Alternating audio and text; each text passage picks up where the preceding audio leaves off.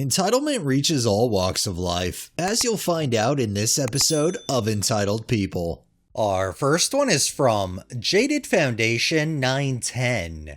My 28 male cousin Mary, 22 female, grew to be an extremely jealous person in her teens.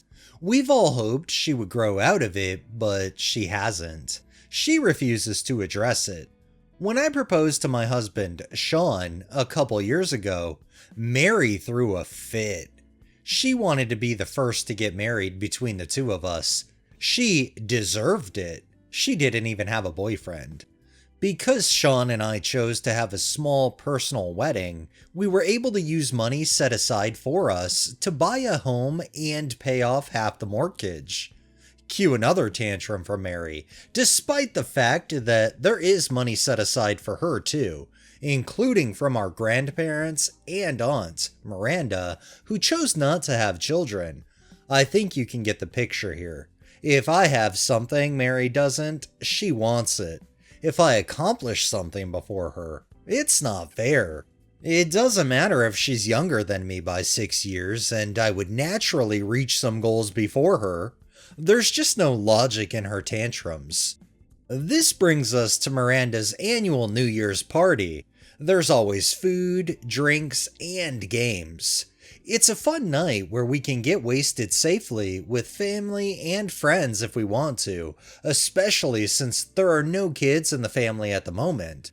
When I was returning from the bathroom, I saw Sean looking extremely uncomfortable and trying to fend off Mary, who was sitting much too close to him on the couch. I managed to overhear her telling him that women are much better than men, and insisting he try with her because he didn't know what he was missing.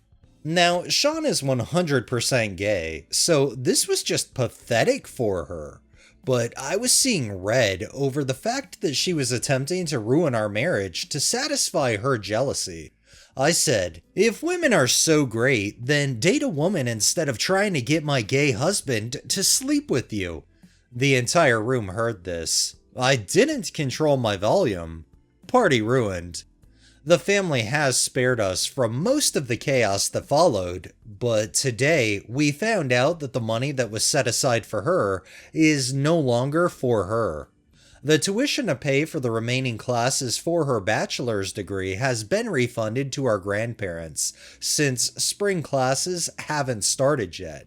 All the money from her parents is going to her younger brother, and all the money from our grandparents and Miranda is going to be distributed between him and myself. She's getting nothing. She's also been given 3 months to find a new place to live because her parents don't want her living under their roof. She was given a massive leg up, just like I was, and she screwed herself out of it. I almost feel sorry for her. Almost. Okay, I don't. I have a feeling that her trying to pull this, especially at the family event, it was just the final straw in probably a long lead up of things that she's been doing that finally made the family just realize she's a piece of work. This next one is by Eastair1386. This happened several years ago when I picked up a part-time job working at the mall. I had started working at a kiosk in the mall selling t-shirts, ball caps, golf balls, etc. They had a nice catchphrase that read, "Shut up and," varied from sport to sport. They sold well, but the owner, manager, boss had a personality of a nut bar. I worked the late shift until the mall closed, Monday through Friday. I showed up one afternoon for my shift and the boss woman was there. And I proceeded to put on my smock and get ready to take over, when she told me that she did not need me that day. No notice, no nothing. I asked her when I should come back in, and she said that she was unsure. It happened to be payday, so I asked for my check, and she said she did not have it done up yet, but it would be ready the next day. So I left and came back the next afternoon to collect the paycheck. She still did not have it ready, and I would have to come back again. This was not sitting well with me, so I went to the police in the mall and asked them what to do. The police did not have a lot to say, but said that management at the mall might shut them down if they don't pay. I checked with mall management and they told me that I should see Revenue Canada. So I phoned Revenue Canada, made an appointment, and went in a few days later. Revenue Canada was very helpful. I explained the whole thing to them, told them which mall this was at, and they made phone calls to the mall. Mall management cooperated, gave the name of the business, name of the owners, bank information, and everything. They went into the bank info and froze the account, and then we all drove to the mall. They came and shut the business down, took all the inventory, and spoke to the owner. She handed me a check, and I showed it to the Revenue Canada agents. They took it and photocopied it.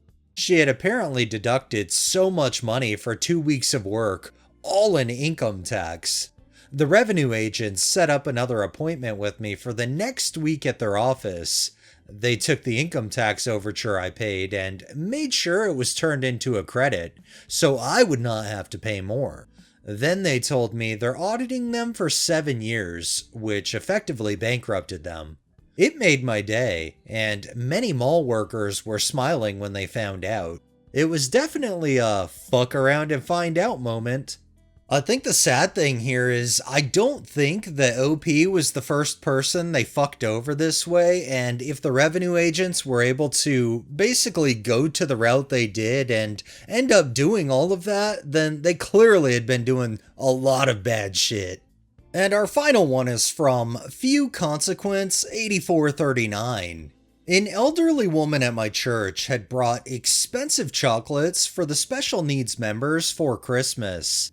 They were from a very well-known local chocolate shop in my city.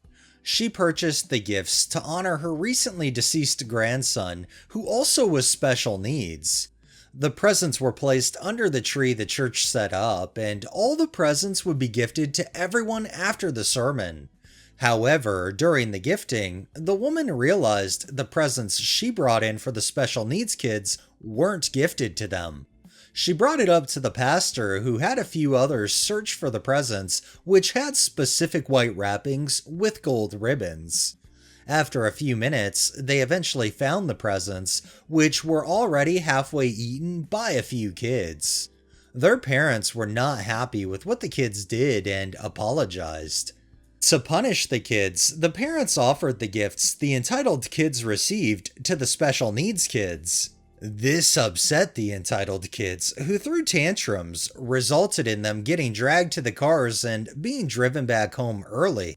My mother communicates with the parents of those entitled kids, and from what she's told, the kids are still upset at being punished for stealing presents. None of them seem to think it was wrong to steal from others and blame the special needs kids for getting them into trouble.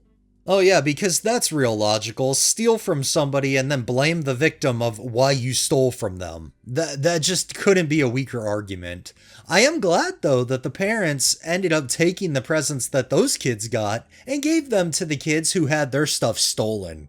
Alright, that's enough entitlement for the day. Well, that wraps up this episode of Entitled People. If you liked the video, please drop a like, share my contents on all of your social media, subscribe if you haven't already, and make sure to hit that bell so you're notified every time I upload, and drop a comment down below. It really helps with the algorithm and helps new people find my channel. Thanks for watching, thanks to my patrons and super thanks contributors. Have a great day and stay safe out there.